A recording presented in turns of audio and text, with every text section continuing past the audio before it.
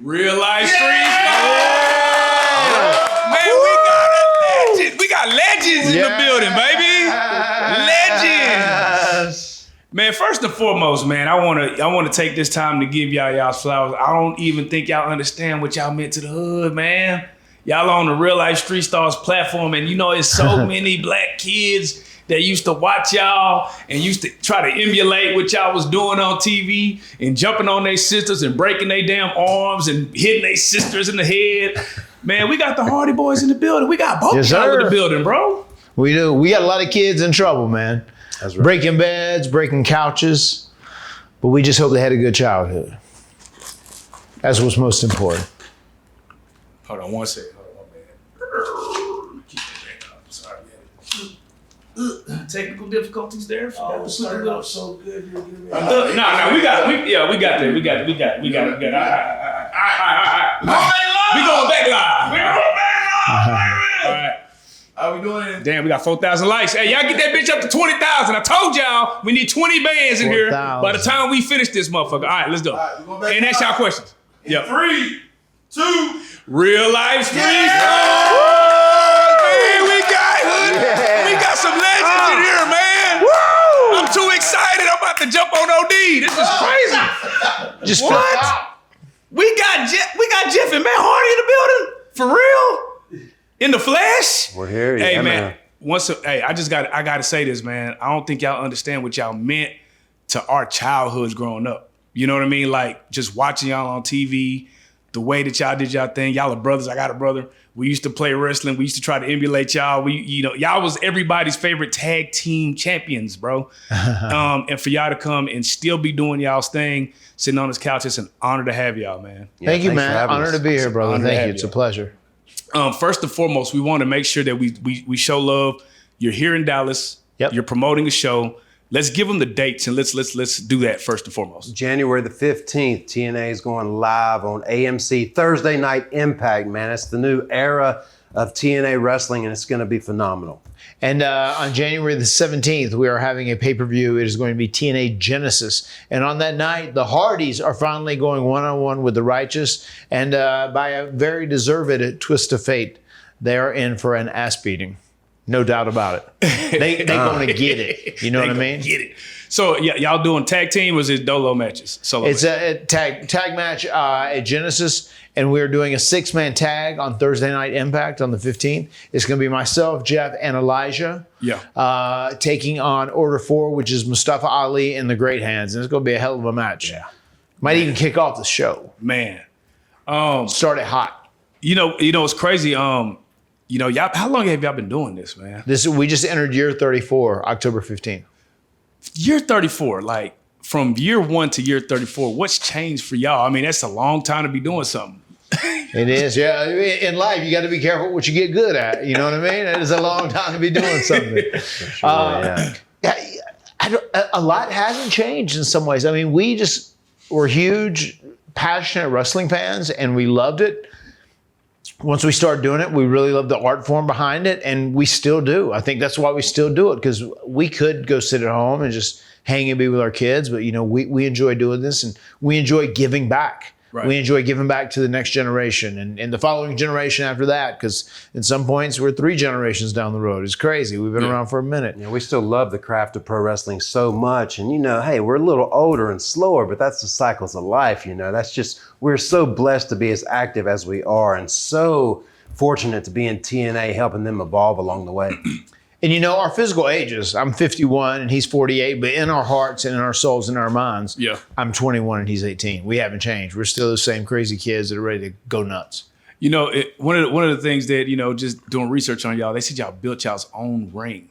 You know what I mean? And then actually self-taught. For kids, because I have people in the chat asking right now, like, can they teach people how to wrestle? Like, what advice would you give them if they're like, had that passion to do it?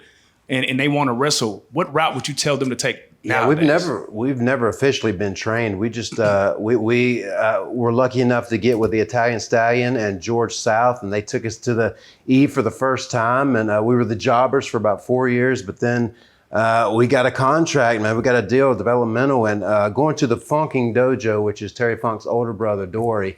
that's where we learned how to be pro wrestlers. I mean, it came with a caveat. Whenever we worked with Stallion, he said, "Hey, I will take you to WWE. You can do extra work. You make $150 a night. You work 3 nights back to back." He said, "But you got to do all my shows for free." But dude, in a lot of ways, that was a great blessing because that's where we actually learned about the business doing that. Yeah. We got to work with these veterans and we learned how to call stuff. We learned about psychology, working the left and everything else, stuff we had no idea about because we would watch stuff on TV and emulate them in our own ring. Yeah. But they actually taught us like the psychology and terminology of the business. You know what's so dope about TNA, right? They kind of have like a modern feel. It seems like they play up to the crowd. They do a lot of stuff with the music.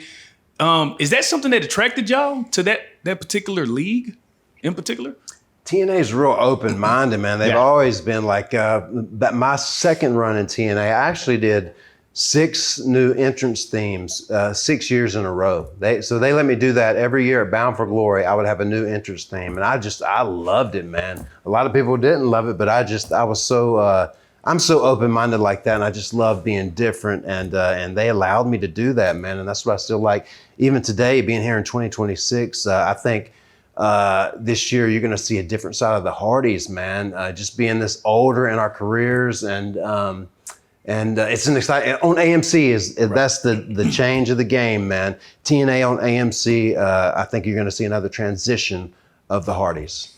And AMC too, they're on every cable package. They're in every hotel. Like, dude, we're there. We have this amazing media partner now that is at every household, and it's going to be a game changer for sure. TNA, I loved working with TNA because they're not as micromanaged as a lot of other companies are.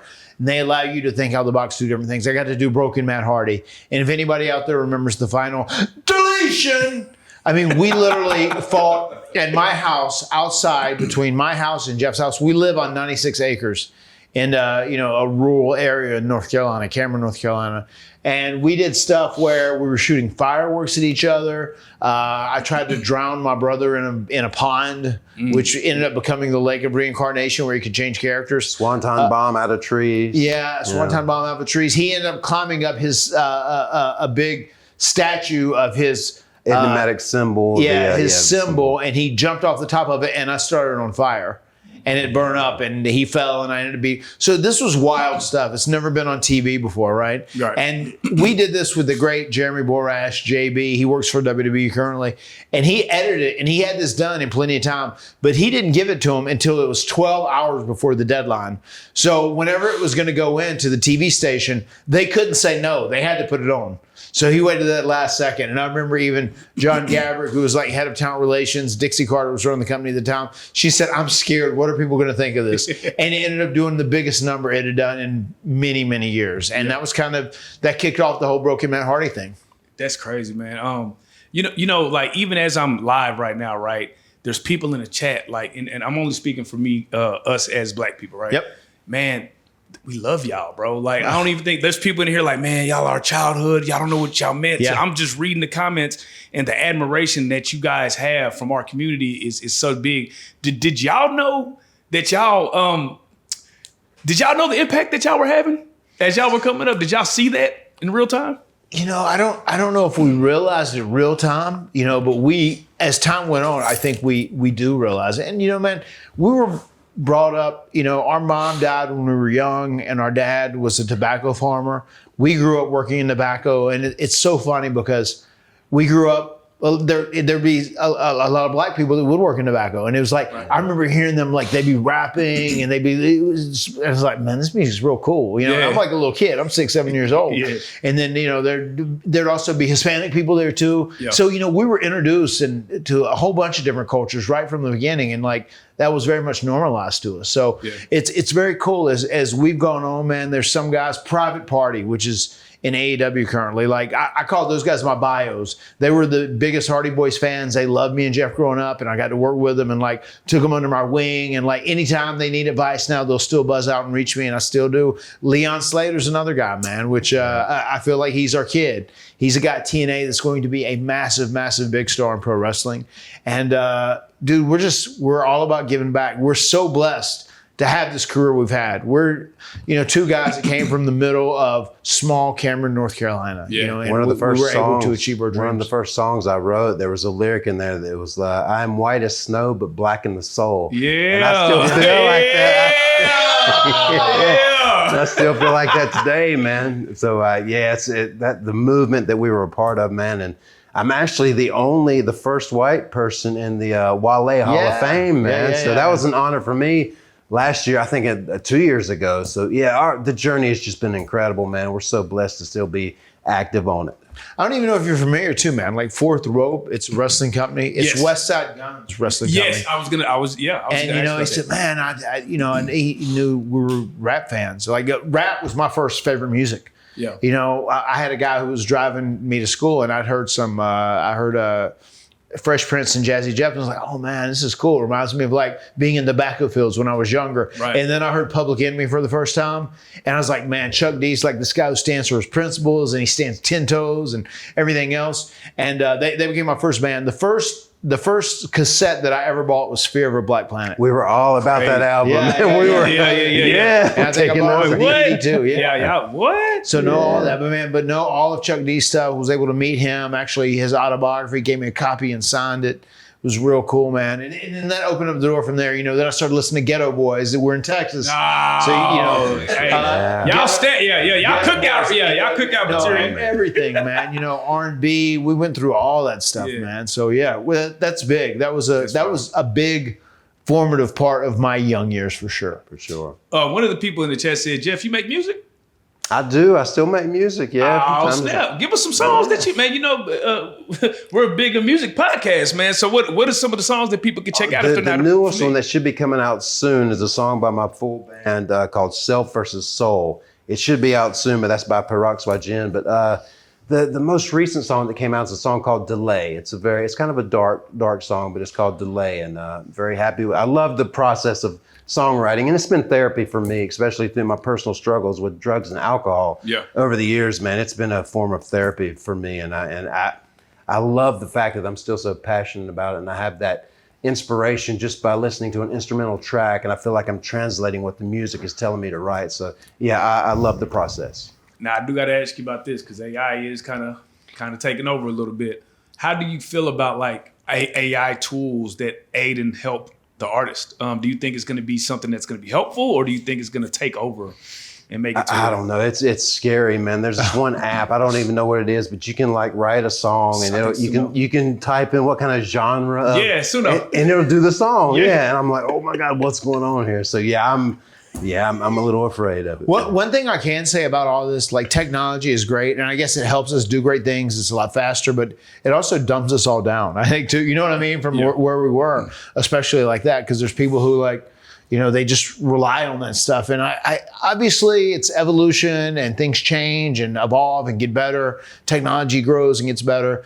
But it is one of those things. I feel like we can't abandon our human mind. We have to educate it as well. And you still got to utilize it, man. And you got to think with it.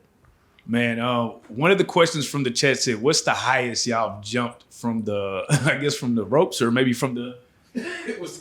This guy's got the record. I think the Randy Orton Swanton. It was the last time Raw had a certain set, and they wanted to do something big, and it was the 33-foot swanton that I hit Randy Orton with. Oh yes, I that see last that. day. So that was the biggest one. Yeah. And there was a time that I said, man, I want to go to 40 before my career is over, but I really don't think about that anymore. Delete. Man, one of the questions that they had, shout out Dub, says, what's the craziest WWE match you've been a part of? The craziest WWE match we've been a part of. Maybe for me, because it isn't like a typical WWE thing. Maybe I would say the Ultimate Deletion, where I battled Bray Wyatt, and he did make a cameo in it as Brother Nero. Yeah. Just because it was very much out of the ordinary, and it was cool because this was like an art form that we mastered at TNA, and I was able to do it on WWE programming, and I think a lot of the viewers were kind of blown away by it. And I had a cinematic bar fight with Sheamus. Yeah. I love the way it turned out, but that was probably the wildest match for me. Yeah. And then Bam says, would y'all ever battle each other? I'm off, man. I love working with Matt. Like we have great chemistry, and the time we got to work each other at WrestleMania was a childhood dream come true, and all that broken universe stuff. Before Brother Nero became a thing, and it was brother versus brother. Man, I enjoyed all that so much. Yeah, man, we're both very comfortable with that right now. Just the thing that is so cool right now that this big resurgence of TNA, Total Nonstop Action. And they went from they have like doubled to tripled to quadrupled the crowds in size, and it's just growing and growing and growing. Now we're with AMC.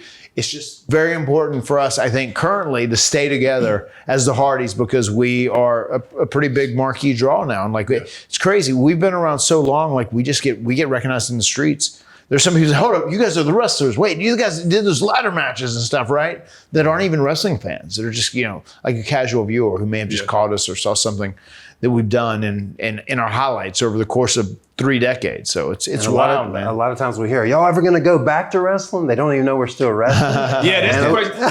Man, I got to ask this one because I was asking certain people, I was like, man, we got Jeff Hardy. It's like, both of them?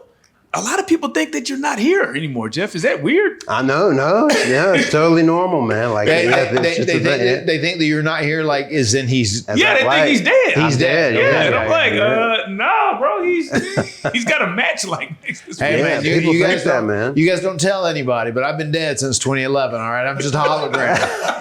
I'm a me too. hologram. That's it, yeah. Yeah, we got AI Jeff in here. I am AI. Yeah, this is just my We AI. are AI. Yes. That's why we can say the Hardys are forever. We keep doing that infinity, because we're AI guys. They built us in Japan. Yeah. So what is the craziest thing that y'all hear about yourselves? I'm just curious. Oh my God, where can we begin? One of the things I love to hear, like it makes me chuckle all the time. And it's like, man, you used to be my favorite wrestler. I love it. Thanks, man. I'm still wrestling now. Yeah. That is probably the best. Yeah. Man. Oh my God, man! I used to love you guys. You guys were my childhood. Okay, well, just turn on TNA. We on AMC Thursday Night Impact. We can be your adulthood now, brother. That's right, brother.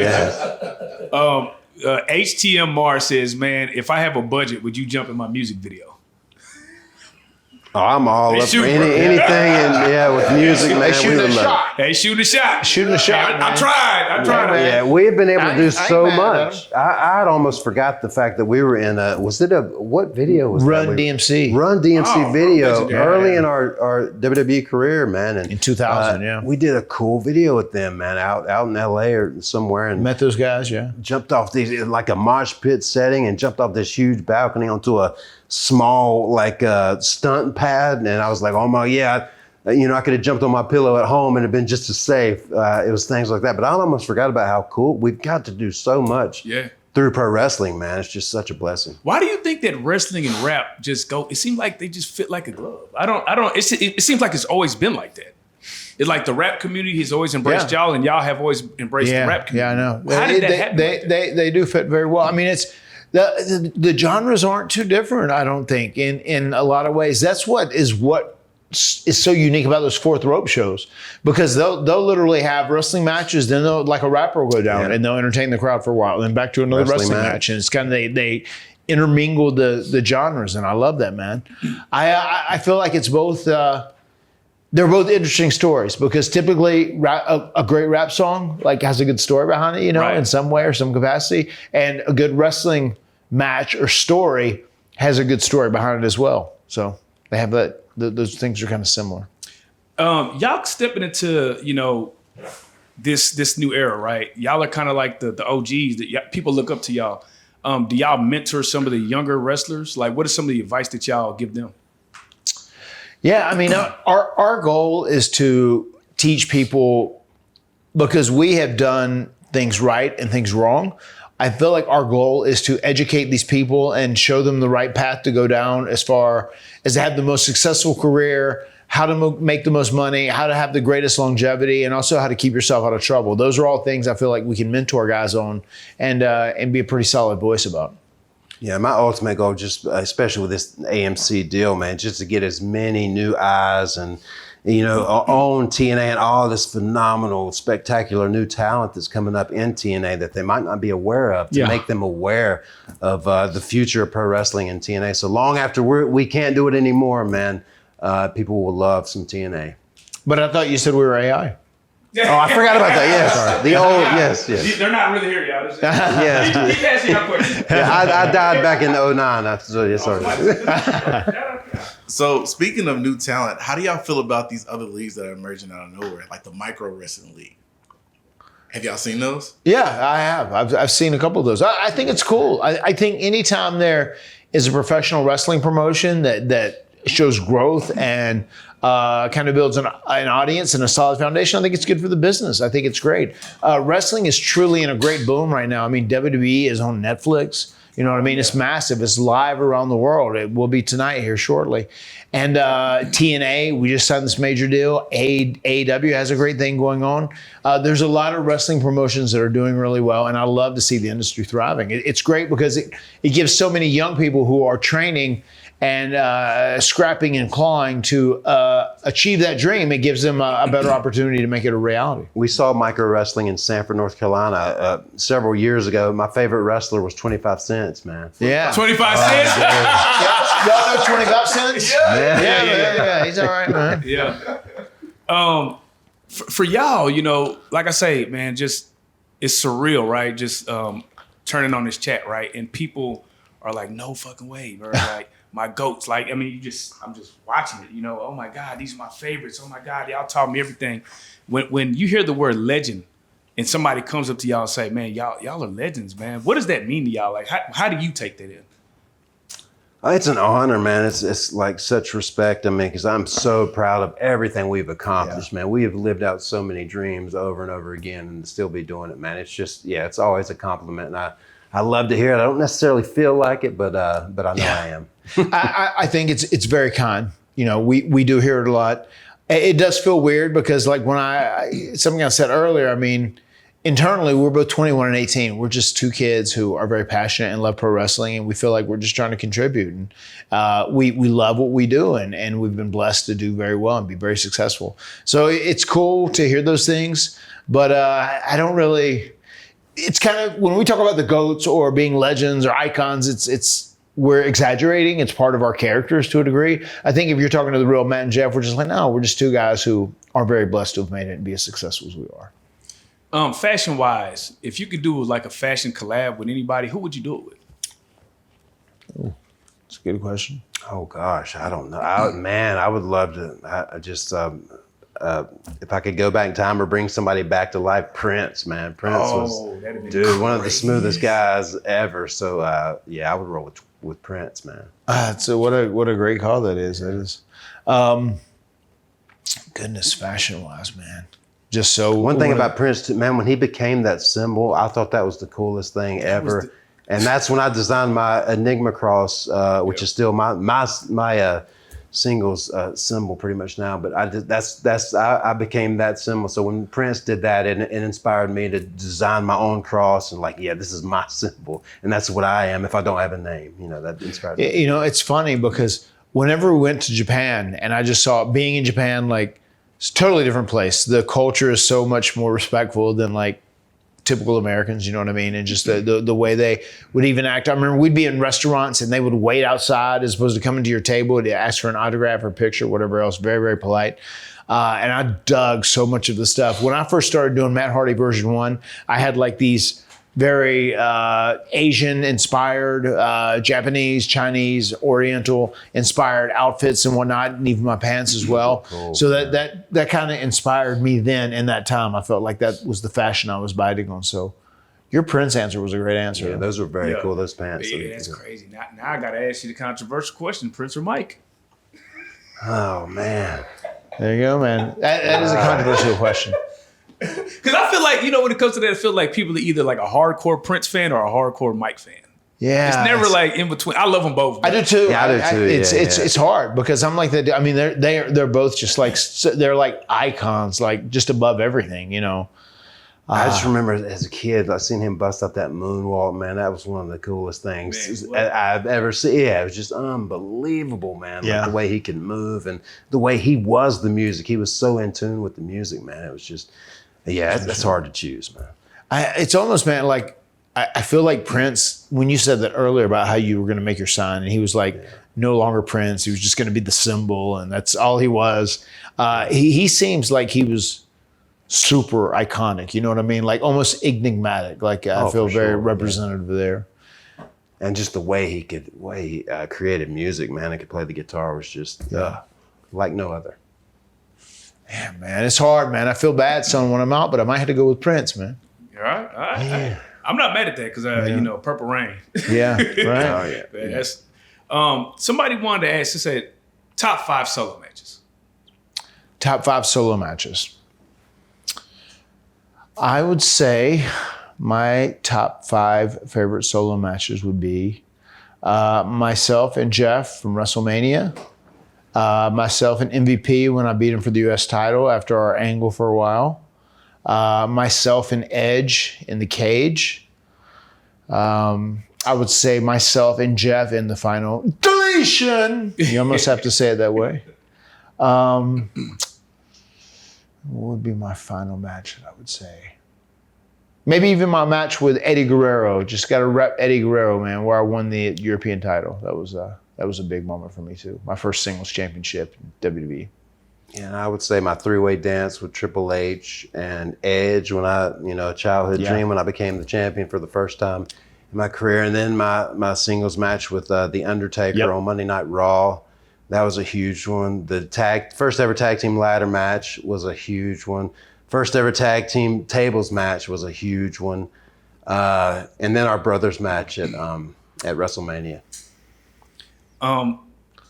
Somebody said, do y'all still have beef with Edge? I've never had beef with Edge. No, man. No, I think that might have been for you, man. No, nobody has any beef with Edge, man. We're all homies, man. Everybody's good. That's what's up. Life's short, man. You gotta move on. You know what I mean? Get over it. When the cameras stop rolling, how different is y'all persona on camera versus off camera?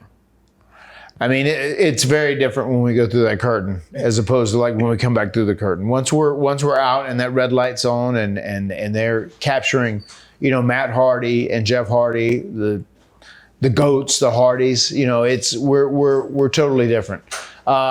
We are, I would say in this version that we're currently doing now, we are probably tuned up to a 12. Normally I'd say we're probably like a 6 or a 7, just talking to us. We're just kind of laid back, chill, but we're probably tuned up to a 12 whenever you see us go to the ring. Damn, that's what's up. Everybody's favorite thing about wrestling is that belt. When you win that belt and you're holding it, like what is that feeling like? When you get that motherfucking... No, it's cool. We were so honored the first time we won the WWE World Tag Team Championships, WWF at the time. It was in Fayetteville, North Carolina, which was about 25, 30 minutes from where we live. And we had a whole bunch of family and friends there, which was cool. And it was like, it was amazing because it was truly a dream come true. You know what I mean? It's so funny. Recently, we've won all these belts and people were like, oh my God, you need me to carry that for you? I'd go, actually, I wouldn't mind if you did, because there was one point where we were the TNA champs, we were the NXT champs, the Fourth Rope champs, and the House of Glory champs. And we're like, man, we carrying around way too many titles, man. This is becoming like a nuisance at the end of the day. Dude, it's a big honor to win titles and championships. And it just shows that you are being appreciated for the hard work you're putting in. One of my favorite things that has happened from being a champion, that's just kind of, I guess, from natural charisma, is just the way I would go up on the second rope and it just felt natural to take the belt and reflect it like I was reflecting myself as a champion. But it still just looks so cool, like seeing those old celebrations when I would do that, man. And I still do it to this day. It is man. cool. So, yeah. I'm sorry, late to the interview, man. It's an honor. All good. All good, bro. Oh, there we go. All right. Yeah, I've been wrestling forever since we were little kids. I have to ask y'all, Hulk Hogan, when you heard the news he died, what was going through y'all mind? Well, I had no idea he had been from the surgery or whatever. I had no idea he was having bad health issues or whatever, but it was just Yeah, it was heartbreaking, man. I'm just so blessed that I got to have the interaction with him I did, man, before his time came. It was crazy. I was doing a live recording of our podcast. We were actually recording it, and that news broke during it. And my host said, "Oh my God, we got some breaking news now." And he's like, "Hulk Hogan has just passed away." I'm like, "What?" Shocked. And he says, "Maybe we should kind of change course here." And we did. We totally talked about that. It was super shocking. I didn't know his health had been that bad. I had no idea, and it's crazy, man, just because he is definitely on the Mount Rushmore pro wrestlers, man. He's just like, he was a big deal, man. He's the guy that made wrestling hot in the 80s. And without him, wrestling's in a real different place than in 2025, 2026. Talking about Prince and Michael Jackson with music, man, when I think pro wrestling, I think Hogan, Flair, man. Yeah. Hogan, Flair. Hogan and Flair, yep. Yes. Yep, no doubt. Man, once again, before we get out of here, tell them again where they can come watch this event. There's a bunch of people in here trying to figure out where they can come see this match at. Thursday Night Impact, man, January the 15th, man. It's going to be a huge moment for TNA and AMC, man. It's going to be a game changer. At the Curtis Colwell Center. Yes. We're going to be there Yep. in Garland, Texas, right outside of Dallas. It's going to be a massive event. And then on Saturday, we're going to be in the Curtis Colwell Center again, and it is going to be Genesis. It's going to be a pay-per-view. We are going to be wrestling Righteous for the very first time. It's going to be a huge match, very first time in TNA. It's going to be a huge match on that show, and it is one you do not want to miss. That goes down Saturday, January the 17th. Get all your tickets for both events, the 15th and the 17th at TNAWrestling.com. TNAWrestling.com. Once again, hey, we have the Hardy Boyz again. We love and appreciate everything you do. You are legends again. Everybody loves you. They're in the chat going crazy. They can't believe we got you in here. But this is the best part. Matt and Jeff Hardy, you are a real life